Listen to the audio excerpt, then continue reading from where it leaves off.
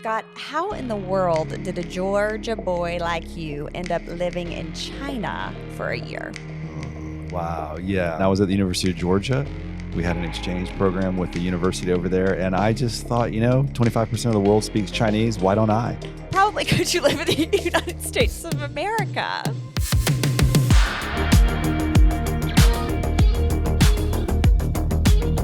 I think I like you.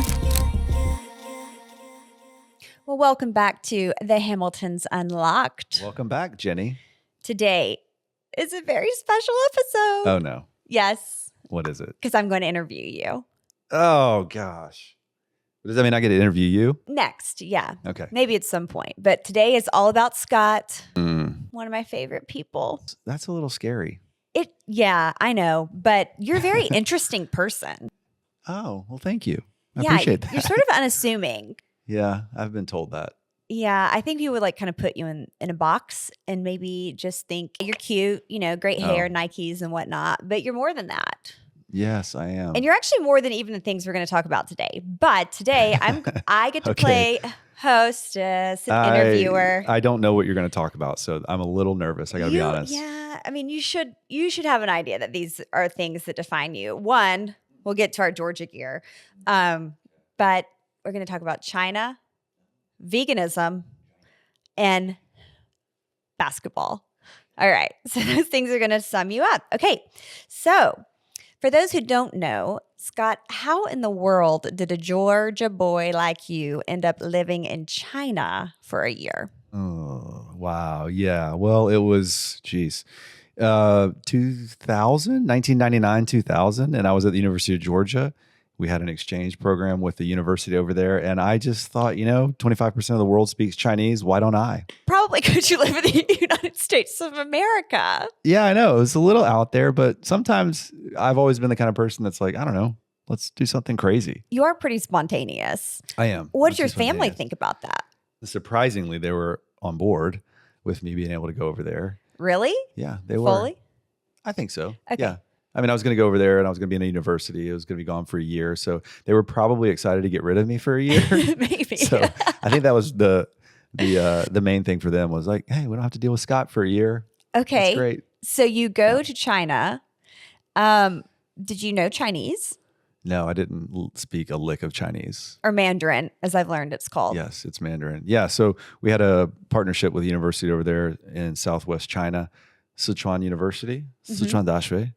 And I went over there and took reading, writing, speaking, history Mhm. classes Mhm. and lived amongst the people. Yeah, I've seen And your it was awesome. pages and pages of notes written in Mandarin. Yeah. It was honestly probably one of the best experiences of my life. Mhm. And I would recommend anybody if you're thinking about going overseas, what it did for me was it allowed me to see the world was a lot smaller than what I used to think that it was. Not bigger?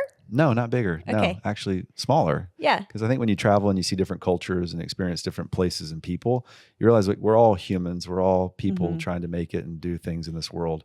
Yeah. We have a lot more in common with people overseas than you'd even imagine. So you ended up speaking Mandarin. I did, yes. Okay, so give us a little sample. Yeah, please. and then I came home and minored in it at the University of Georgia. Finished taking it with, and I would be the only non-Chinese person in these classes. Right. So Okay, well, let's it's hear pretty fun. something. You put me on the spot here. Sorry. 我叫金涛，但是我朋友们都叫我大金牙。 I have no idea what you said. I just said something that would be funny to somebody that speaks Chinese. Okay. You Yeah. know what's great is when we run into people and they learn that you speak Mandarin and they don't assume it from you at all. They say you have really great accent and Yeah, because you learned there. I did. Yeah, and one of the most interesting things was I grew up, my mom cooked basically pretty bland food, Southern food. Let's not call Gail's cooking bland. Well, it is some of the best in the world. Okay, but you haven't been to China and had the spiciest food you've ever had in your life. Okay. So, I mean, I would Yeah, I tell wouldn't people say there's a lot of spice in the Southern food. not a lot Yeah. of spice in Southern food, but in China, I mean, I would tell people, no spice, like 不要辣椒. Uh-huh. Do not Obviously, put hot spice in it. la jiao. Yeah, that. Yeah. And it would still come out and be like Light you ridiculously hot. Yeah. It would light you up. Yeah. Like you can't even explain. Okay. But I grew to love it. It was great. Yeah. Well, that's awesome. Okay. Well, that's your experience in China. Okay, another thing that I think is very interesting about you. Tell me about your experience of being a vegan for 2 years. A Oh my vegan, like gosh. full on vegan.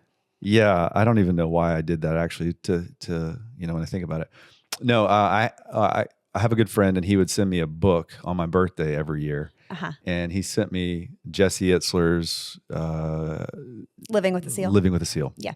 You made And me I read actually, it. I actually did live with a seal growing up because my dad was a Navy SEAL. Oh, another fun fact. Yep, another fun fact. But I read the book, and as I was reading it, I was like, I'm going to start doing hard things and embracing difficult things. And so I started to run, and I got into running, and then that led me to another book written by a guy named Rich Roll, who Mhm. was an ultra marathon athlete, top 25 fittest people in the world. And he was a vegan. And this is the first time I'd ever read that and thought, that's really weird. Why would anybody do that? Yeah. But at the same time, I thought, you know what? I want to try this and see if this helps me in my training. It helps me in, just my overall health. Sure. And so I went cold turkey, full on vegan while I was decided, I'm going to go run a marathon. So I signed up for a marathon. I hadn't run, I think, any more than 3 miles. Okay. And I'm like, I guess the way that this will motivate me and push me to do that is just to sign up for a marathon. Mhm. And I ended up signing up for like the hardest marathon. Uh-huh. Thought it was going to be easy. The but one it was in LA? Yeah, Los Angeles Marathon with 2 of my buddies. And it's like 22 miles uphill until the last 4 miles downhill. It's like my own personal nightmare. Yeah, it Yeah. was, I don't think I'll ever do it again. Mm-hmm. But You did it. I did. And I was a vegan at the time. And what was interesting is the next day I woke up, and for 2 years, I was never sick, not even so much as a cold. And the inflammation in my body, I woke up the next day after running the marathon and I felt fine. Yeah. Felt great. While my 2 buddies, they had eaten cheeseburgers and Yeah. French fries afterwards. They could barely walk. So that took a lot of discipline, did it not? It did. Yeah. Yeah. I mean, I think it was forced discipline. Once you sign up for something, you're like every day matters. Right. So it pushed Yeah. me into having to be very disciplined. I think that that's a really cool trait that you have, that first of all, when you do something, you do it all in, all the way. That's Either really I'm cool. all in or I'm not in at all. That's right. But So- on the things that you love, Yeah. the things that you put your priorities in, you are 100%. So I've always really admired that about you. Okay. Well, thanks. Finally, we've alluded to this, but here we are in our Georgia gear. Oh, yes. Go Dogs. Yes, I told you wear your Georgia gear for this one. So you played basketball at the University of Georgia. And we will argue how tall you are, but I say you're 5'9". No, the program says I'm 6 foot. Okay. And you didn't go there right out of high school, right? You wanted to play right Well, out I of went high to school school. there. I just Oh, didn't go there to sorry, play basketball, sorry, I yeah. meant to play basketball. So Yeah. you went to UGA right out of high school, but you weren't on the team right out of high No, school. I was not. But then you ended up being on the team. Yep. How does that happen? Okay. Well, while I lived in China, Uh-huh. one of the things I started doing was, I grew up, basketball was my dream. Right. It was either I was going to play basketball at Duke or the University of Georgia. And Coach Krzyzewski just sadly did not recruit me out of high school. So Okay. I went to Georgia to just, Yeah, you're study. like, okay, well, if I can't play basketball Yeah. at a D1 That's school right. like Duke or UGA, I'm not going to play I'm not at going all. to do it. And I had opportunities to play in other schools, other small Mm-hmm. Division I schools, but I just at the time thought if I can't play at one of these schools, then I don't want to play. Sure. But when I went to China, I started playing basketball a lot again. And Were weirdly, you like tall there? actually I was kind of big. They'd be like, oh, you're so big. But I started playing basketball a lot. And there's a whole story there, but I kind of became this weird, like white guy on campus that people would follow around and you love were to a watch Chinese play. celebrity. You can I tell kind us. of became this weird Chinese celebrity on campus. Right. And then I started thinking, you know what? I think I want to go back to Georgia and try out and play basketball at Georgia. Mm-hmm. And be a weird celebrity there. And yeah, I guess. Thankfully, social media wasn't around back then. But right. so when I got home from China, I committed to training again and getting in the gym and working out every day. And I said, I'm going to try out. I'm going to do what I can. And I found out, I called up the University of Georgia, and the lady answered the phone. Turned out it was Jim Herrick at the time was the basketball coach. And I got her. Her name was Sandy. She answered the phone, and I found out, I don't remember the conversation. I just remember her saying, Well, Jim, the only day he's going to be in Athens this summer, is on July, 12th, let's say. Mhm. So I decided I'm going to go up to the University of Georgia on July 12th, and I'm going to sit in his office. I'm going to find out where his office is, first of all. Yes, that would be good. And to know. I'm going to tell him I need to be on the basketball team. You're just going to find the head coach at the University of Georgia who didn't know who you were and tell him you needed to be on his basketball That's team. right. Yes. Mhm. So I got up early that morning, drove to Athens. I got there, I think around 8:00 in the morning. You weren't in Athens. You drove from home? Yeah, because it's still summertime. Okay. So I drove over there. I get there. I walk into the office. It was open. Sandy was there. I meet her, introduce myself. You probably know Sandy's whole life story. It's just who you are. Pretty much do. Mm-hmm. And she just said, well, yeah, he should be in here pretty soon if you want to wait. Mhm. So I sat on the couch and rehearsed like what I was going to tell him. And he walks in and walks by me and looks and says hello. And I said, hey, coach, how are you? And he walks by and goes in his office. And about 5 minutes later, he calls me back. And so Sandy probably was like, please help this Yeah, kid. she's like, I got some weird kid out here that says he wants to talk to you about playing basketball here. So yeah, he's a semi-celebrity in China. You Yeah. should talk to him. Yeah. yeah. So I went back in his office and he was awesome. He was great.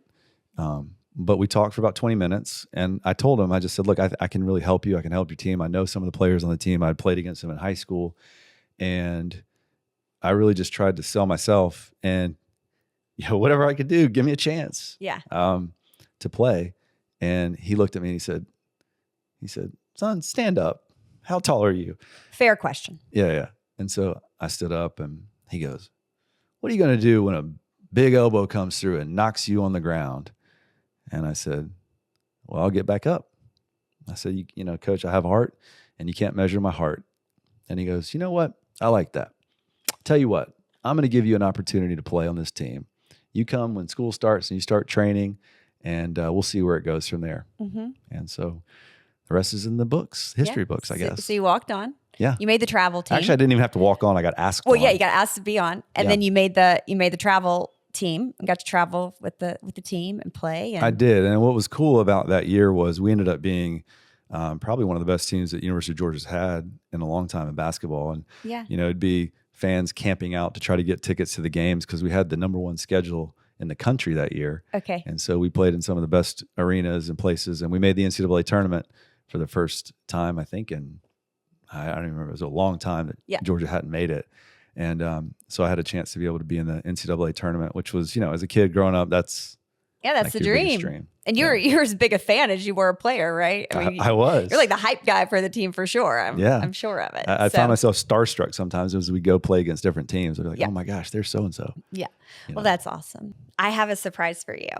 Oh, a surprise. Yes. Yeah, I love a surprise. What is it? I love the story of how you got on the UGA basketball team and your jerseys are framed in our basement. Yes, they are. Because I wouldn't let you put them in Hanging the living with room. pride. Yeah. But I brought another gift to show our friends. Oh my gosh. These are your shorts. Look how From when- baggy. Look how ginormous these shorts are. Gosh. We could both fit in those shorts. Yeah, these are awesome. You put on the uniform one time for the kids and it was hilarious. They made fun of you. They So, did. Go dogs. Go dogs. Well, that's awesome. So. Well, there's just a little bit peek behind your heart, your spirit, your determination, and just a few of the reasons I love you. So thanks for sharing, babe. Yeah. Thank you for asking. I know I'm in my